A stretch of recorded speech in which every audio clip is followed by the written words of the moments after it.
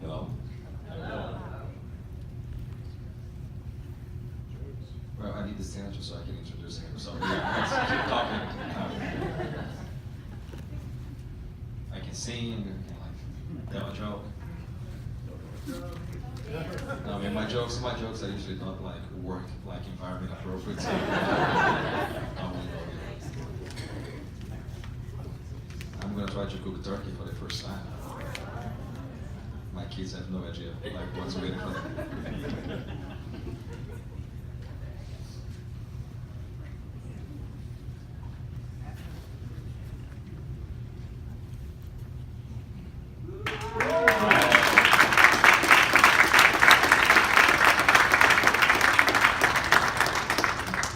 That never used to happen, Chief.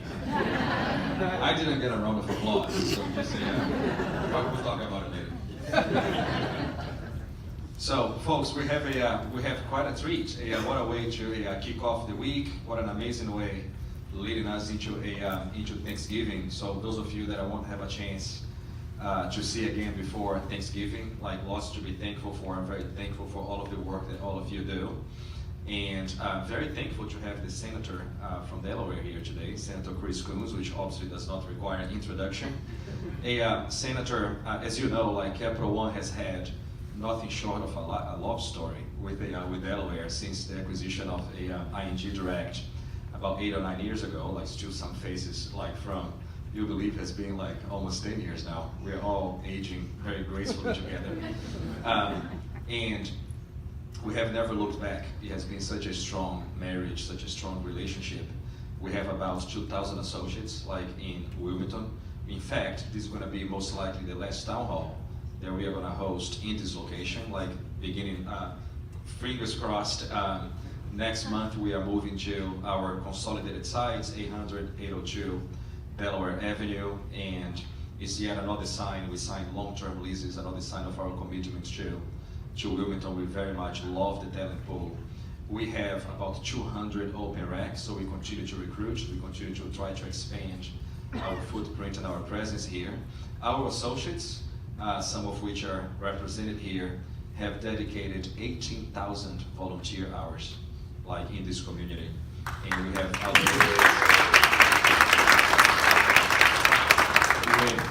almost 70% participation, so it's which is pretty impressive. I'm pretty sure that it leads the bank across all of our locations. We have allocated over almost $2 million in philanthropy for the state and for the city. We support Ear Up and coding for incarcerated women and a variety of other things. So we are very proud of our commitment and the associates' commitment to this community. And it is quite an honor to have you here today. I won't introduce you at length because, as I said before, it does not require so, but just a few points here, and I wrote them down to make sure that I would remember. So Senator Coons has earned a reputation as a very principled and pragmatic lawmaker. I had a chance to spend a few moments with the senator, and I can vouch for that. Quite a bright, moderate mind, and we definitely need to use some of that in politics these days. He has emerged as a strong bipartisan voice for job creation in the innovation economy, jobs, social justice, and Delaware values. Serving on several committees, the senator is uniquely positioned to help nurture American innovation and make the United States more competitive in the global market. A longtime Newcastle County resident, the senator lives here in Wilmington with his wife, Annie, and their 3 children. Again, thank you so much for everything that you do for this community, and we're very honored to have you here. I'll get out of the way and open up for the Q&A. Thank you. Thank you. I'm just briefly going to say thanks. Thanks for a chance to be with you, and I hope you won't hold back. That you'll ask questions, give me advice, give me encouragement, or challenge me, push me, because at the end of the day, I work for you, and that's the whole point of being here. I love being a Wilmingtonian. I love being a Delawarean, although I spent a good decade of my life running away from it. But when I met the girl of my dreams, and she just happened to be back here in Delaware, I gladly moved home in '96, and I've been raising my family here We've had a really remarkable experience. So I can't believe I've been in the Senate 8 years. I can't believe it's been nearly a decade since the ING acquisition to Cap1. And I'm eager to hear from you what's on your mind. So believe it or not, I'm a U.S. Senator, and I'm going to shut up. That doesn't happen much. Well, we appreciate it. Can everybody hear us okay? Yes. Okay. I'll introduce myself since I don't work up here in Delaware. I work in Northern Virginia. My name is Cap1, and I work on the Federal Government Affairs team. I think the gentleman's file needs no introduction, but I'll let him remind you. He can remind you what his name is. I'm Joe. Joe's going to sit there and ask questions. But thank you, everybody, for coming today. This is a great showing. We're happy to have you all. And thank you to everybody who submitted questions in advance. So a lot of people asked the same questions, so we've sort of pared them down and grouped them together. So we hope they reflect what everybody wanted to hear about. But we're just going to ask a few questions to the senator, and then we're going to open it up for additional questions. So be thinking as he brings up topics you weren't expecting, and we'll open up the floor when we get through a few of these. So. We've got some very hard-hitting questions. Very hard-hitting questions, yes. So I'll start with the first one, which no surprise is about midterms that just occurred. Election. Far enough away from me now. So thinking especially about how Democrats will be in control of the House and there'll be divided government, how do you then look at your legislative priorities for the next 2 years, and how do you think Washington will function and sort of work on those priorities? Poorly, and not at all. Look, historically, when we've had divided government, meaning you've got one party controls one house, one party controls the other house, it's been when we've been most productive, actually. That's partly why the American people keep doing it. Over the last 20 years, we've had several periods of divided government. It forces us to compromise, at least that's the theory. The reality of the last couple of years has been that I think our partisan divisions are actually getting sharper.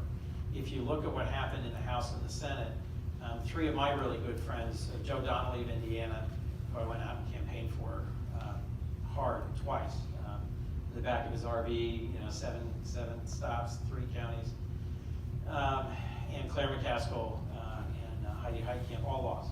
And they were moderate Democrats representing strongly Trump states. On the other hand, John Tester and Joe Manchin, same setting, won. As of yesterday, Bill Nelson has conceded, and Bill Nelson's not coming back after 3 terms. So in my caucus, we have fewer centrists. There are 2 new Democrats, Jackie Rosen of Nevada and Kirsten Sinema of Arizona. I know both of them, and I expect, given their states and given their elections, that they'll be centrists.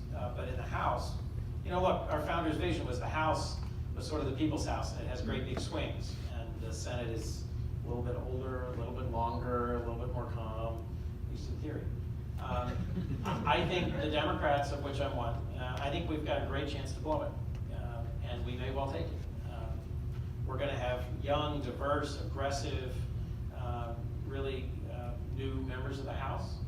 One of them very publicly announced that she's going to help raise money to primary incumbent Democrats just to make sure that we can go as far left as we can, as fast as we can.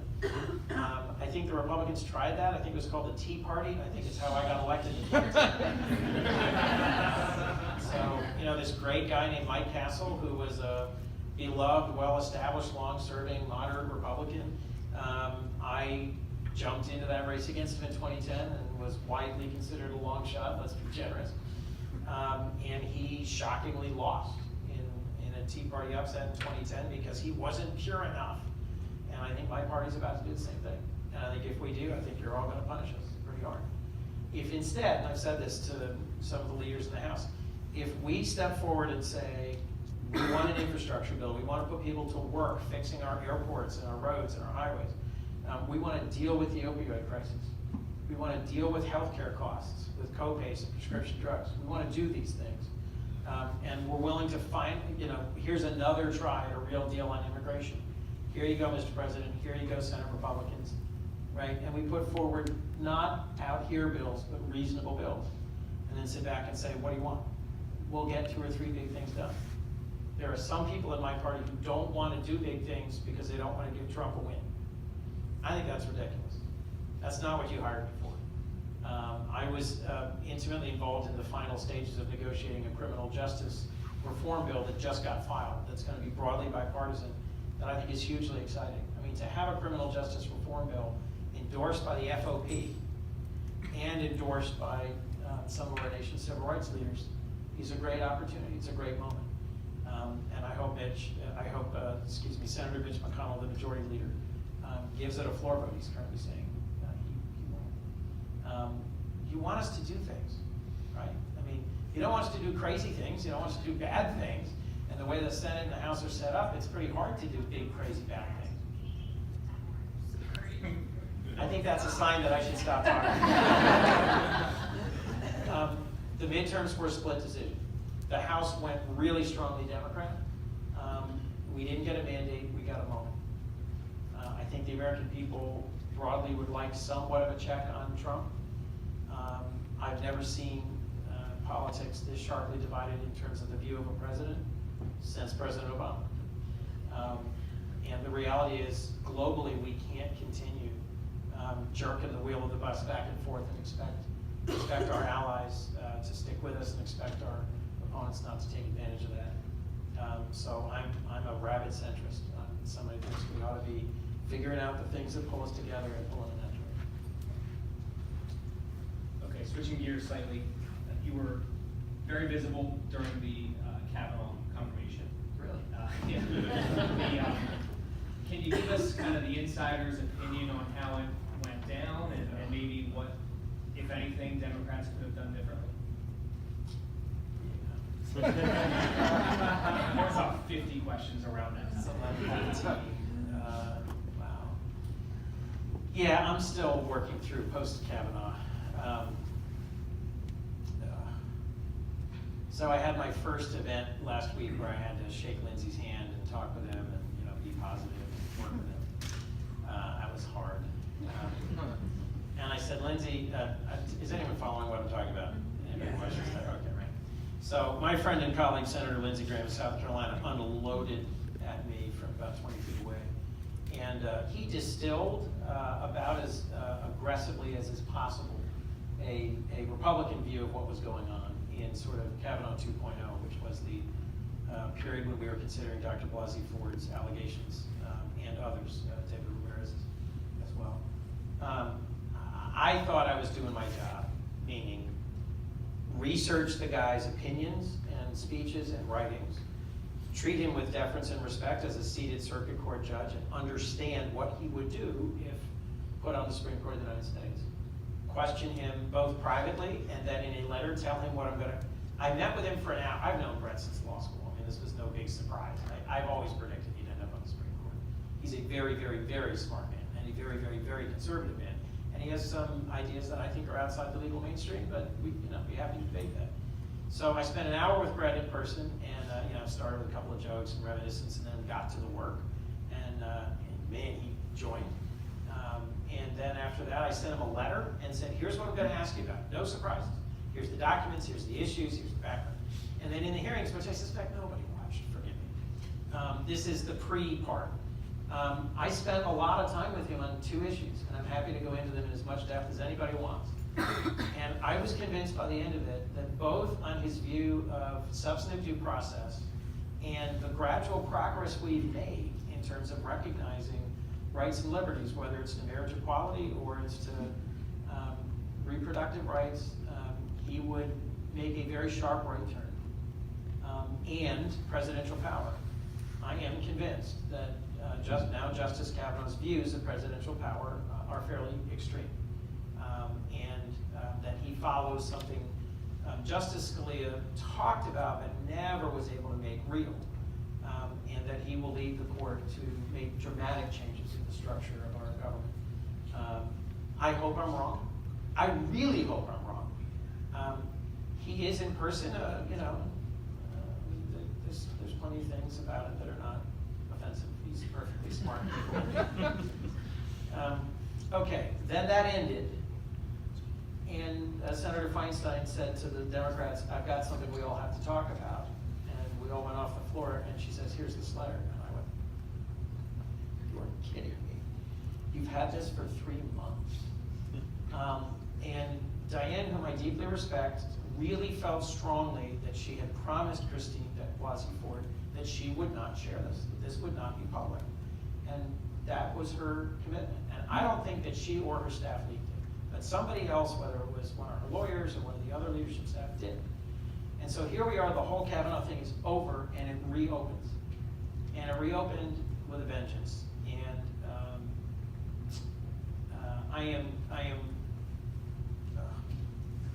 what an awful experience. You know, look, we've got one of two views here, frankly. It's either that Brett Kavanaugh, a principled and brilliant scholar, was harangued, railroaded, and abused by the Democrats in the committee based on some allegations that are decades out of date and not really relevant, or that several people came forward with credible allegations of sexual assault or misbehavior by a nominee to the most important judicial post in the United States and a likely determinant new majority member. And we needed to take that very seriously and ask probing questions. I am grateful that my friend Jeff Flake, even on a day when I was convinced he'd already made up his mind and it was over, listened to me. And I know the reason, because he's told me. The reason Jeff listened to me was because I didn't go after him with tools. I didn't act like, you know, I said, Jeff, this is a simple matter of principle. We have a country that's tearing itself apart over this because for millions of us, this is about sexual assault and its impact on us and our families. And for millions of us, this is about due process and what's fair.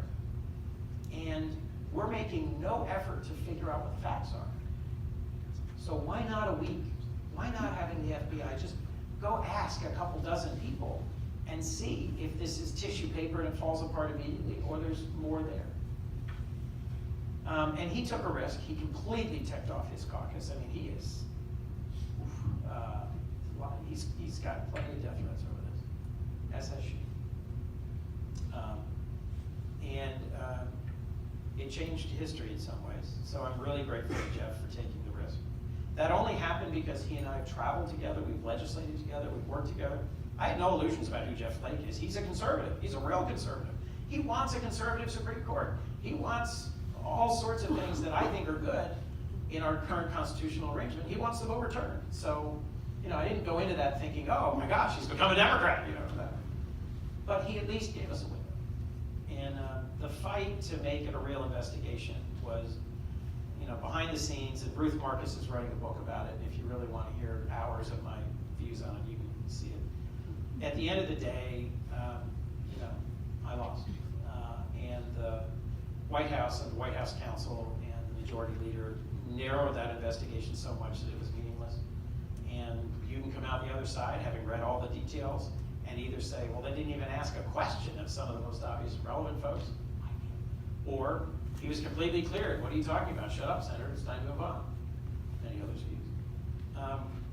Here's what matters to me. I had dozens and dozens of survivors of sexual assault come up to me during the hearing, after the hearing, in Washington, in Delaware, in airports, on military bases, overseas, and at home. And I'm not exaggerating. It hasn't slowed down. It happened yesterday. Who say, thank you for just giving her respect and some room. Men and women, family members, classmates, people I grew up alongside, people I've never met. By text, by email, by phone, and in person. All I'm going to say is, and they're not asking for anything. They're not asking for anything other than just some respect and being heard. If I, in some small way, contributed one little bit to Dr. Ford being treated with respect and having had a chance to be heard, then that was worth it. That was a good thing. If, as some would accuse, my friend Lindsay, I contributed to railroading a good man, that's unfortunate.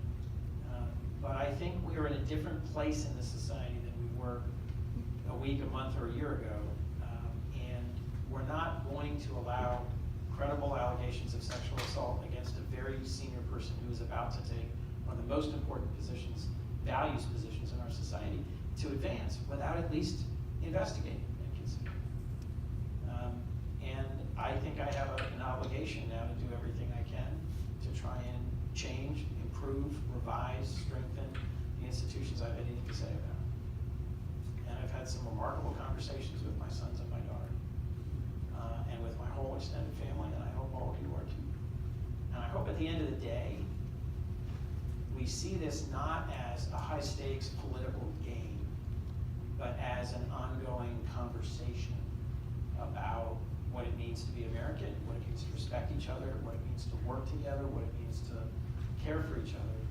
At the end of the day, the reason a Supreme Court fight is so emotional and so big is because we've asked the Supreme Court to decide these incredibly personal things. Who can I love and who can I marry? Can the government tell me what to do if I'm raped and get pregnant? Are we going to use the death penalty in this society? Can anyone ever take away my gun? I mean, you know, these are emotional, personal, definitional issues. Does my vote count, right? And so, frankly, a lot of those things ought to be decided by the legislature, not by the court. But starting about 60 years ago, we took some of our biggest, hardest issues and said, we're never going to solve this legislative lead. So we asked, so the court has been, I'd say since Brown v. Board, you know, and Roe v. Wade, the court has been deciding fundamental values issues. That's why this fight was so big and so hot. And at the end of the day, my job is to figure out, I can't preach, let's all work together, let's all respect each other, let's all forgive each other, and be unwilling to shake Lindsey Graham's hand and work with him. So how do I move past that? I looked at him and I said, that guy who unloaded on me, I don't like him.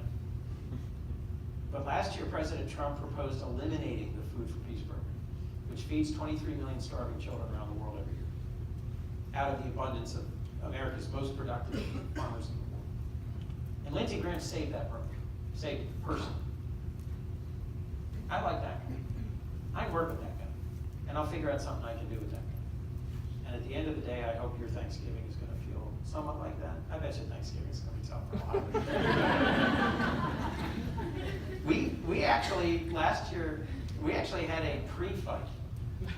My brother, my wonderful, creative, energetic, AR-15 owning, tax cutting, conservative watching Fox brother-in-law, who I just love. All the sisters-in-law had a deconfliction negotiation. These are like military negotiations. Before the Thanksgiving, they had the two of us just go out in the garage and yell at each other for 15 minutes first before Thanksgiving, so that everybody else could talk about football. I think some of you probably know what I'm talking about. We need to focus on what unites us and what divides us. Kavanaugh really divided us really sharply, and I tried to make it as least divisive as I could, but I felt I had an obligation to respect survivors and to do what I could to make sure that Christine was heard. Dr. Ford called me about a week after the whole thing ended, and we had a really great conversation, and I appreciate it. So thanks for the questions. I hope I answered some ways. Did I actually answer any? I think so. There's a bit of a related question. Your relationship with Senator Flake has been pretty in the news. Are there any other senators on the other side of the aisle that you enjoy working with? And what are some things that maybe you foresee being able to work together on? We're working on mapping that out right now, because part of how I was one of the most productive bipartisan legislators in the last Congress was by just being relentless. Bob Corker was here Friday. I don't know if any of you got to see that, but Senator Bob Corker, Republican, chairman of the Foreign Relations Committee from Tennessee. My first trip overseas as a senator was to Afghanistan and Pakistan to visit our troops and to get a sense of this long war. And this was 8 years ago. And I'd never heard about Corker. And I came back thinking, this guy's great. This guy I can work with. Bernie Sanders and Joe Manchin were the two other senators on the trip, and it was something. I wish I'd recorded our conversation. Reality TV gold. Senator McCain, who I traveled with and worked with and admired deeply, has passed. Bob Corker is retiring. Jeff Flake is retiring. My best friend in the Senate is Johnny Isakson of Georgia. I was down campaigning for Stacey Abrams, who I've known since she was 20, and who I think is a spectacular, talented public leader. And Johnny calls me up and says, "Hey, you're in my state." I said, "Yep." He goes, "Can I take you to breakfast?" I'm like, "That'd be great." The two of us just went out for breakfast. We just went out for like biscuits and food, you know, in this little place, this joint that he loves. This is a conservative Republican. He took Newt Gingrich's. This is not a liberal guy. But like his wife and my wife, we know each other. We've traveled to Africa together. We work on chicken together because Georgia raises a lot of chicken, so do we. And you know, like we could fight all day if we wanted to, but he's just one of the most gracious, decent people I've ever met. So, one more sentence and then I'll stop on the bipartisan thing. I went to Philadelphia last February to the National Constitution Center, where John McCain got the Liberty Medal, and Joe Biden gave it to him, or National Constitution Center. Joe Biden introduced him. And it was really clear listening to the two of them that they knew each other deeply, that they met each other's kids and wives, they traveled together, they fought a lot. They didn't always agree. And I came home and I told my wife like what an amazing thing it was. And she said, "That's your job." I said, "What do you mean?" She said, "Well, you're probably going to be around a little while. And John's leaving. And Joe's probably leaving. You need to go find people who 20 years from now you can have that conversation." So, first, you know, who knows if the people of Delaware will continue to suffer through me but I went back to the Senate and I picked out 5 younger members. And I said, "I want you to come to Delaware. I want to come to Indiana, to South Carolina, to Oklahoma, to Arkansas. I want to work with you. I want to worship together. I want to have a meal together. And I want us to get to know each other in a way that we can actually get stuff done. Because it doesn't happen if you only know a two-dimensional. If all you know about me is what you see, well, they never watch MSNBC. If all you know about me is what you see in my weekly Fox appearance, right? You don't really know me. And I think that's what I'm supposed to do. We'll see. I may get, I'm up for re-election in 2020. I may get a brutal primary. I may have folks say that I'm not progressive enough. And I should stop trying to reach across the aisle. But I don't think so, because the Senate can't work if we don't work across the aisle. And if the Senate doesn't work, how's this work? The system doesn't work. If we shut the government down over nothing, again, we shut the government of the United States for 17 days at the initiation of the junior senator from Texas, to no identifiable purpose. I want you to imagine what that says to people around the world about democracy as a model. You guys are fighting so bitterly you can't even like open. What? What would happen to Cap1 if you guys said, "Hey, you know, our board just can't get along, our senior leaders, they just say, you all go home and we'll tell you when to come back to work." This is what happened. And my staff were checking in every day. Should we come in today? No. Should we come in today? No. After a week, I went down the hall to Harry Reid's office and said, like, "So how are the negotiations going between you and Mitch McConnell?" Guess what the answer was? "We haven't started." After a week of the government of the United States being closed. We were closed for 17 days. That's humiliating. Like, you guys would be fired, right? Right? I mean, your stock value would tank. A third of your employees would be laid off. The whole senior leadership team would like hire McKinsey and tell you what to do. Right? And they'd fire your boss. You'd all be gone. And we still have jobs. That is ridiculous. I was embarrassed to cash. Well, I didn't, by the way, I didn't cash my paycheck for that period. I returned it to, I was embarrassed. I was embarrassed to be a member of the United States Senate during that period. It's ridiculous that we can't function. So, anyway, sorry. I'm going to get it. I'll shut up. Next question. Coming together, you know? Yeah. I was going to say, Clever will set you up with direct deposit on your paycheck. Yeah, note to self, before you publicly announce you're not going to accept your pay, tell your wife. Make sure she's on board. So we're going to ask one more question up here, and then we're going to turn it to the audience. So everybody start thinking. So we got a lot of questions about immigration in particular. You've heard us talk a lot about how we're a tech company with plenty of employees, associates who work on visas, paying a lot of attention to the DACA recipients as well. You know, so how do you look at the immigration issues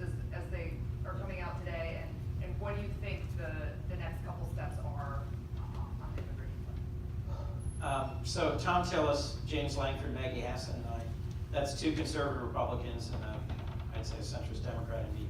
We have not stopped negotiating, trying to solve the problem. The last bill that John McCain moved on the Senate, I was so honored John called and asked me to carry it. The McCain-Coons bill was border security and Dreamers, and it got 52 votes.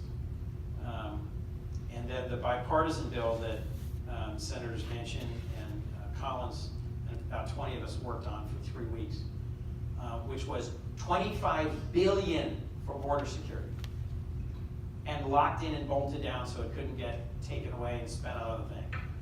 $25 billion on border security, and giving Dreamers a path to citizenship. That got 54 votes. The only thing that got 60 votes was Trump's proposal, which got 60 no votes. Because it was, okay. Simple value statement rather than relitigating all this crap. Immigrants built this country. We are a better, stronger, safer, more creative, more admirable, more desirable, more inspiring country because of immigrants. Period. There's about 12 million people here illegally today. That's a problem. We should have secure borders, and we should have legal immigration. What are we going to do with 12 million people? Who, if we're honest with ourselves, when you're traveling or when you're at home, are probably washing the sheets, washing the dishes, cutting the vegetables, caring for your lawns, caring for your kids. I mean, there's 12 million people. Do you really support a society that would have a police unit that would check the identification of literally every single person and go find them and arrest them and deport them? I'll tell you, the trajectory of enforcement, as that's a polite way to put it, has changed noticeably. And a guy who I used to get my soup from just got deported. His wife and kids, who are U.S. citizens, despondent. He'd been here 20 years. He was tax-paying. He was law-abiding, but he had broken the law in coming to the United States. And he had broken the law one more critical time and had been arrested for it and had overstayed. I won't get into the detail. His case is one that he is a deportable alien, absolutely. But do you really want a society where that's how we solve this? You have people snatched off their front porch. You're the chemistry professor from Iowa. On the other hand, I have conservatives say to me, you stand for open borders and abolish ICE. No, I don't. We cannot be a safe and secure modern nation without secure borders and actual enforcement of law. But we can't have a productive society where we don't figure this out. And there's pathways to do it. And I was proud to be part of the comprehensive immigration reform effort of now 6 years ago that said, okay, here's the process. Here's how we invest a lot more in finding, rounding up, and deporting dangerous criminal aliens. And for the other 10 million or 11 million people, come up with a process and a pathway where they get right with the law, pay a fine, learn English, play by the rules, go to the back of the line for a green card. If you don't, you're out. And then we get busy stapling a green card to any master's or PhD in any STEM field and say, come on in. Because what are we doing right now? Half of the folks who get advanced degrees in technical fields are non-US nationals, and overwhelmingly they're leaving. And going where? Their countries of origin, where they are what? Competing with us. We are going to lose 5G and AI. This is a technology company. Some people think it's a bank. This is a technology company. We will not win in your sector if we don't have the best and brightest people from the United States and the world working in technology. It's that simple. If you look, big picture, if you look at the demographics and the economics of Japan, do you remember when Japan was going to kick our butt? Anybody remember that? Anybody as old as I am, right? Japan in the 80s, they were absolutely going to kick our butt, right? They were going to bury us. Anybody say that now? No. Guess why? Immigration. Without immigration, we look like Japan. We are an old, sick country that has huge expenses to pay for the folks who are retired, who are Medicare and Medicaid and Social Security. And you know how we keep feeding the bottom and growing the pie? By educating more Americans and by bringing more people with high skills and high energy and a high commitment in. There's a way to solve this. There's a group of us that are trying to do it. But bluntly, when Lindsey Graham and Dick Durbin went to President Trump and said, here is a solution to the problem, and he said yes on Tuesday, they got busy. And then on Thursday, he changed his mind 180 degrees and said, hell no. That's a hard environment to legislate in, right? We got people with very strong views on immigration in this country. But this is one we gotta solve. And at the end of the day, I don't see immigrants as overwhelmingly dangerous and a risk to our society and a threat to our country. A few are. And I see immigrants as having work ethic and energy and commitment and ability to contribute. And I think we ought to figure out how we identify and move on the people who are dangerous, and identify and move in the people who want to contribute, play by the rules, and pay taxes. And frankly, I'm looking at a room full of people who come from a very wide range of backgrounds. I think that's what makes us special and different compared to countries in the rest of the world. Is that we got people from everywhere. And if we can figure out how to get along and work together, we can show the rest of the world what democracy looks like, what opportunity looks like, what entrepreneurship looks like. And if we collapse into internal warring factions and we shut down and we flail away at each other endlessly, the rest of the world is watching this on TV, by the way, every day. That's what I get when I get outside the United States, is they ask me endless questions about, is democracy really flawed? Is a free and open society incapable of governance? So that's the question that's in front of us right now. And I think my father served in the 1st Infantry in Germany to answer that question. And I can't believe we have to answer it again, but we do. Anyway, someone's got more questions. Well, we appreciate your work on that. Sorry. You asked me about immigration. It was a long-winded That's a answer. long That was a 7-minute answer, I'm sorry. So Joe has a mic. I do. We can do something at overtime where I answer in 2 minutes. So why don't we see some hands? I know a lot of people want to ask questions. How about this? This young lady. Yep, you're right there. Yep. Hi, I'm curious. Can you introduce yourself to the senator? Sorry, I'm Yellow Halloran, and I live in Bloomington. I'm curious, if you're a gambling man, what are the chances that Facebook is going to be regulated? What are the chances baseball is going to be regulated? Facebook. Oh, Facebook. Higher. The odds that Facebook's going to get regulated are higher than the odds that baseball. This is an obscure point, but true baseball fans know this. Baseball has an antitrust exemption, and every now and then it gets talked about, which is why there's an annual reception for all senators by the baseball team owners. I don't know. You think management labor is hard in the private sector? NFL, woo, buddy. Facebook. We'll see.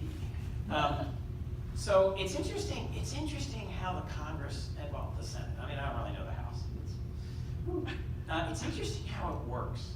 How you go from like we are on totally opposite sides and we see things totally differently to like consensus and then movement. There's this guy named Jamal Khashoggi. You might have heard of him. He was a journalist with the Washington Post. He got kidnapped, tortured, and murdered in a consulate by the Saudis. We've had, kind of, man, did a consensus come together pretty quickly. There's a bill that's going to move like hotcakes that is going to really punish the Saudis, and they didn't think this could happen to them. And I think they're about to get topless. When we had a hearing on judiciary, and we asked Google, Facebook, and Twitter to show up, and they couldn't be bothered to come. They sent their, I am a lawyer, they sent their lawyers who didn't answer any of our questions. It ticked off every senator. And then they sent that guy, what's his name with the zipper sweater, the Facebook guy, what's his name? Right. Right. And he just gave us a bunch of stuff.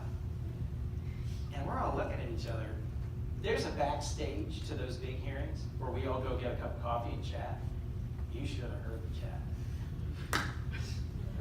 Who's this jackass? That morning, I get woken up at 5:30 because my phone's doing a weird thing I haven't heard before. I've got a friend in Hawaii saying, do you have a new family? Because I just got asked to friend you on Facebook. Did you see this? Senator Dan Sullivan of Alaska has a really attractive family. There was a new fake Facebook account up that morning that was friending all my friends. and it had a whole lot of Russians in it. And that wasn't the first time that had happened to you, right? Brian, right? You remember this? So I sort of changed what had been my intended line of questioning to the nice gentleman. And I said, you know, just speaking as a Facebook user, an enthusiast, I mean, it's helped me reconnect with folks from Hockessin from grade school, right? I mean, I get all sorts of neat stuff on Facebook about family and friends and their trips and their dogs, and show me fewer pictures of your food, please. But, you know, all sorts of interesting stuff. I have a cousin who posts every meal he ever eats. Don't really need to know all of that. But it's great. I like it, I enjoy it, except for the moments when it scares the living crap out of me. And that was one of those moments, that exact day. And I said to him, it's really weird that there is a brand new Facebook account that has a whole lot of Russian friends, and my face, and Senator Sullivan's very attractive wife and children as a new profile. Could we address that? Do you think they have contacted me? Do you think we were able to get that resolved? If I'm having trouble getting that resolved promptly and appropriately, what about you? You don't have this Zuckerberg character in front of you, but he's got all our data. That was the appetizer. The Cambridge Analytica hearing was the entree. That scared the living crap out of me. These people own our data and our lives, and they know more about you than your spouse or friends or colleagues. I mean, the ability of Facebook, now, you know, look, this is also, to be blunt, partly what Cap1 does, right? If you deeply analyze my credit card usage, you know a lot about me. You know a lot about my risk profile. You know about my likelihood to pay. And there are benefits to having trusted relationships that we mine and we really know people.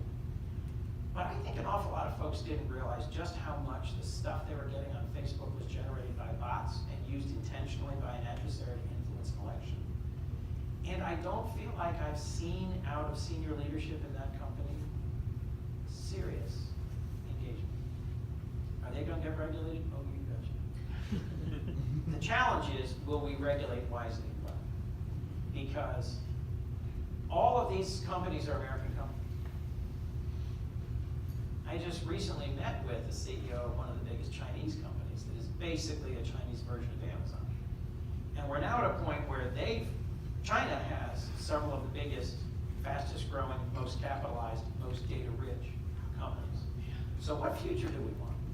Do we want a future where something like Facebook or Google is American headquartered, American driven, or do we want it to be Chinese headquartered, Chinese driven? And that is the contest that's right in front of us.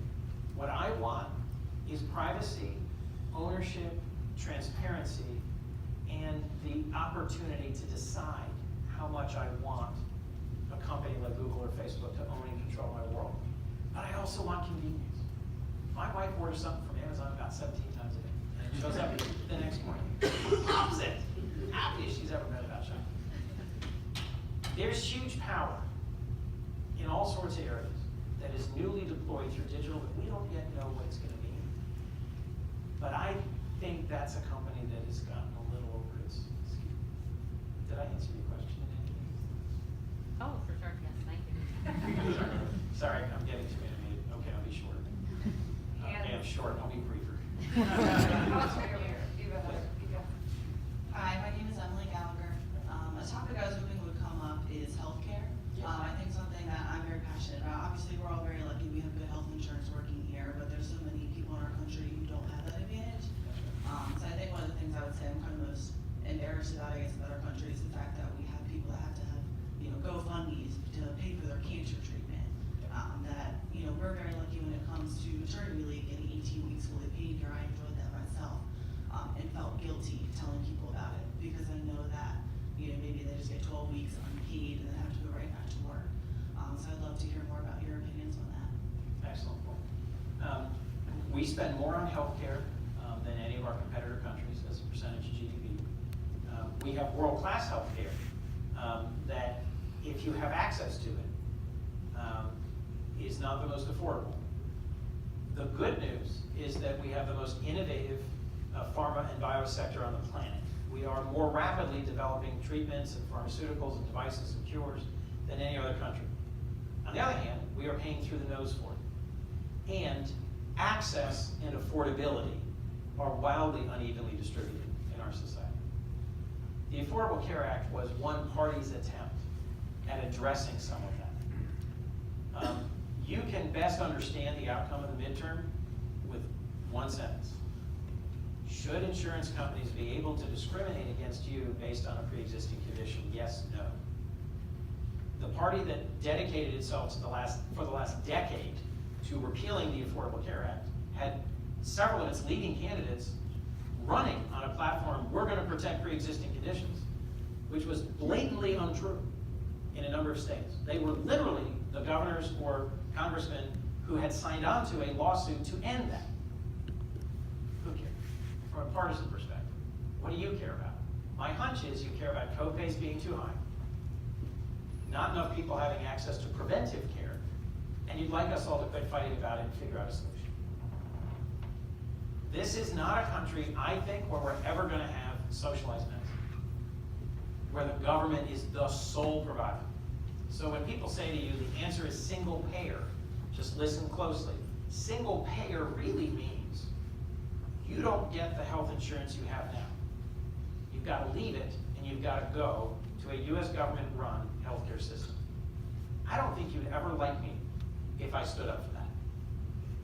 Medicare for all, if done right, could mean you have the opportunity to buy into Medicare, which, by the way, is incredibly efficient, has a very low operating, its overhead costs relative to a lot of private insurance plans, actually pretty good, because we let them negotiate prices and they have enormous market power. The VA, would you want to get your health care through the VA, or do you? Actually, most veterans I interact with in Delaware are very happy with the VA. It has some significant problems in terms of access, because it is the one socialized healthcare system in the United States, right? Where it's completely government run. It's now opened up to, you can go to get a specialist and get access to healthcare if we don't have it in the VA, and you can go right down the street and get it from Christiana Care, and the costs are ballooning. What are we going to do about this? Great damn question.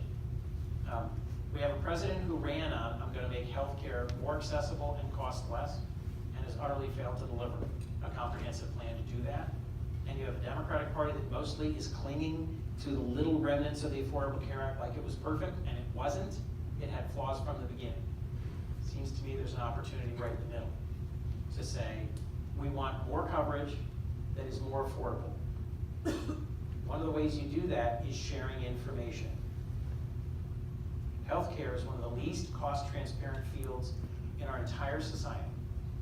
When I was running the county, I was county executive here. I had about 2,000 employees. We were self-insured. That means the taxpayers were paying for anybody who cost a lot.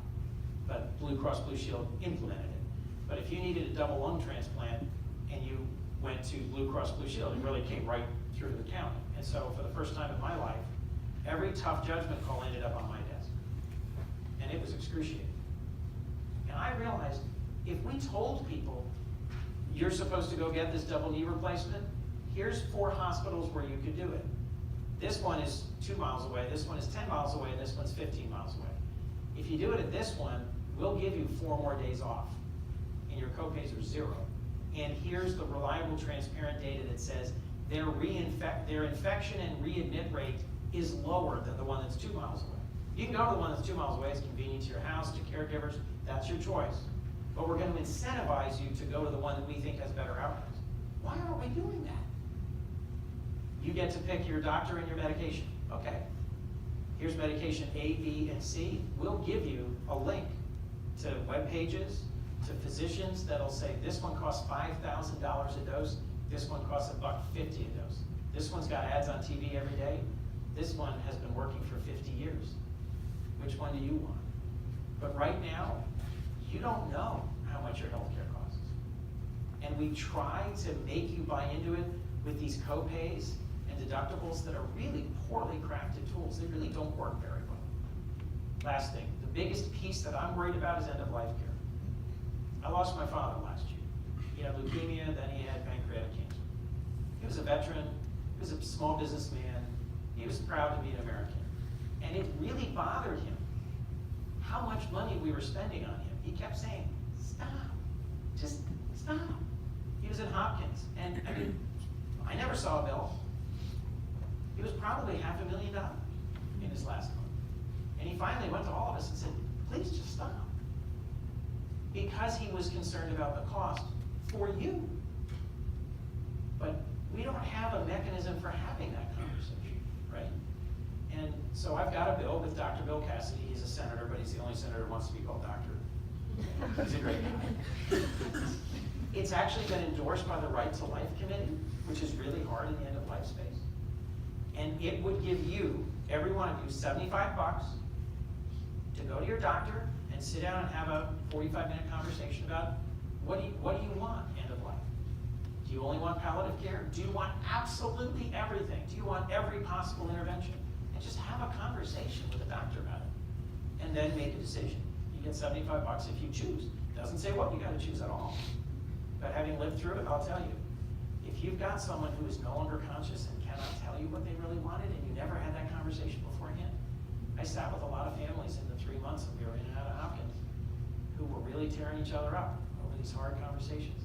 And we spend probably 20% of our total healthcare spend in the last 6 weeks of people's lives. And just speaking as a son who's watched his one grandmother pass away in an incredibly intensive medical, lots of interventions and doctors and needles, and another grandmother passed away at home peacefully through hospice, surrounded by family, I know which way I want to go. And I'm trying to make sure that my family knows which way I want to go. And we ought to incentivize, we ought to empower patients to make decisions. We ought to empower companies to make decisions that make sense financially, but that don't leave you feeling guilty about having 18 weeks of paid maternity leave. You should feel proud you work for a great company, but then your neighbor who's in the Air Force and your neighbor who's in between jobs ought to have the same benefits and the same opportunity. How we can affordably deliver that, I don't know, but that is one of the things that gets me out of bed in the morning, is trying to figure out how to solve it. Thank you. We have time for one more. Someone's got to ask me the tough one. Come on, 10 minutes. All right. Hi, Jamie Wells. My question is something a little closer to home here in Wilmington. What plans are there to help maybe the lower income areas get more opportunity within Wilmington? I think here at Capital One we live a very sheltered life. Somebody talked about our benefits, and there's a substantial opportunity if you've had the chance to go to college. What about those who haven't? There are some other distractions in Wilmington, some gangs and things like that. How are we incenting, some better things there? Great question. I could talk at enormous length about it. So first, just thank you for the amount of volunteer time that Cap1 employees, associates put in and that your company puts in. And I think we're having an opportunity fair after this to look at different nonprofits. I spent 20 years working with something called the I Have a Dream Foundation in the east side of Wilmington with students coming out of bankruptcy. And the same day that the shooting happened in Pittsburgh, and there was a vigil for that, one of the people I've worked with, I still think of her as a kid because I started working with her, she was 10. She's 40 now. Her brother was murdered, shot at point blank range on a street corner. And the vigil on his doorstep was really something. It was powerful and painful. And we have made a real dramatic turnaround in violent crime in Wilmington. But it's not going to get completely fixed unless we've got whole families, opportunities, and progress. A piece of that is really dealing with the opioid crisis and having fewer, forgive me, well-off white folks going in and buying drugs in neighborhoods. And that's hard, and we're making progress on that federally. And a piece of that is also strengthening opportunity. Zip Code is an amazing program. If you haven't visited Zip Code, it's doing awesome stuff. It makes it possible to see a way towards a genuinely middle-class life, which when I was a kid, that was working the GM line. Now it's learning how to write code and doing stuff I can't understand in something called fintech that I sort of dimly grasp. Learning a programming language that is current and relevant and can help you take from desktop to phone to mobile app, things that can solve problems for this company. We have a fairly strong charter school system in Delaware, which are free public schools. The best school in the state is not one of these fancy, expensive private schools, but it's charter school, Wilmington Charter School in Newark, Callaway. We've got charter schools that are among the worst performing. They need resources, they need volunteers, they need investment, they need opportunity. We've also got in Job Corps a program in the Northeast in Wilmington for young people who've not been successful, who have aged out of high school without a GED, without meaningful job skills, who are not in the regular legal economy, and it gives them in 6 months an opportunity to go get employed in gardening, in culinary arts, in construction, and it gives them a path towards a meaningful opportunity. They're always looking for people to connect with them. Last, criminal justice. We arrest and incarcerate and supervise more people on a percentage basis than any country ever. And it has had enormous impact on communities of color. We are on the verge of passing a bipartisan criminal justice reform bill in the Senate, which could really begin to have a significant impact on that federally. States have to do the same. Delaware is pretty far along in that progress, but that also means we need resources. We need people to help pre and post. We need people to help, whether through their synagogue or mosque or church, or just a community organization. Be willing to reach out to people who are not doing as well at readjusting and readapting and reengaging with regular society. Look, and I think I need to close now, don't I? I see people waving their arms in the back. This is usually the signal to stop talking. Let me just close by saying this. If you feel like our country is too divided, and the stuff you see on television just makes you want to change the channel. And Thanksgiving, oh jeez, you've got someone in your family like me who's going to talk about politics the whole time, and you wish they just shut up, and you just want to move on. But you don't want to just ignore it. Do something locally. I mean, seriously, just get involved civically. Volunteer in your homeowners association, or for the Music School of Delaware, or for the library, or for the volunteer fire company. Like the stuff that built Hockessin, where I grew up, was the volunteer fire company and the library, which was staffed by volunteers. If I hadn't been in Boy Scouts and in my church youth group, I would never be doing this today. I had a great career at a manufacturing company, making tons of money. What the hell am I doing this? It's because I grew up in a community where other adults volunteered and helped make my community better. And it was safe, and it was fun, and I had a great youth, and my growing up here was wonderful. And my wife, is the person who, when I first got recruited to run for office, and I said, I have no interest, leave me alone. When I got asked to run for county council president, I'm not a rude man, but I rudely laughed in the face of the person who was trying to recruit me. I said, who would want to go into county government? It's a swamp. It was my wife who said to me, you benefited from it. The police and the libraries and the community services of county government is what got you through your parents splitting up and your mom raising 3 boys by herself, which is true. So I foolishly decided I'd try and give back, and you're stuck with me.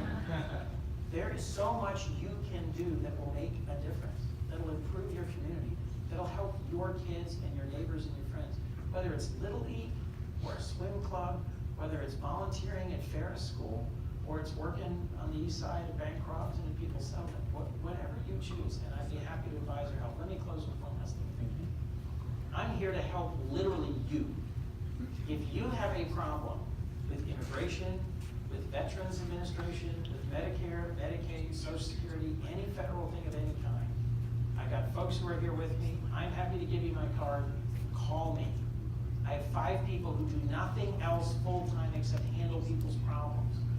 Whether it's, my mother-in-law is in Colombia and my wife's pregnant and we really, really want her here and we can't get a visa and we don't know how to figure this out, or my dad served 23 years in the Army and just passed away, and my mom's being told she doesn't get survivor benefits, and I don't think that's right. Or Social Security just sent me a $10,000 bill saying they overpaid, my uncle, and I'm his executive. These are real cases. We do this stuff every week, and we love doing it. That's my job, so let me do my job. Thank you for, a lot of you really paid attention. I do a lot of events where like folks are looking at the phone. Thank you for what you do, and thank you for caring, and thank you for the great questions, and